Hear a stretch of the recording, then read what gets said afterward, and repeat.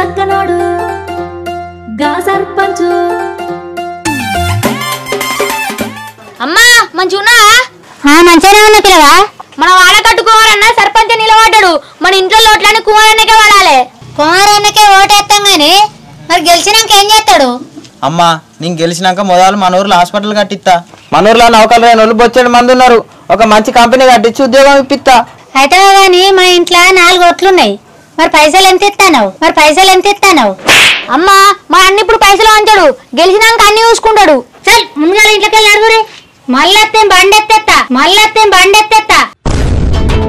దొంగలున్నారు, పచ్చి లంగలున్నారు, మామా దొంగలున్నారు.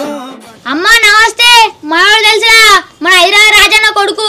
మనోడు సర్పంచ్ పోటీ ఎత్తాడు. నీ ఓటైతే కష్టంగా అన్నగే వాడాలి. ఎందుకేయాలి? గెలిస్తే ఏం చేస్తాడు?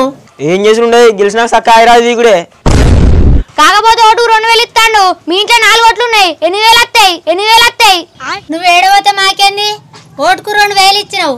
మా ఓట్లు కాదు, మా వాడోళ్ళ ఓట్లని నీకే వేపిస్తా. ఏమి మారెను రా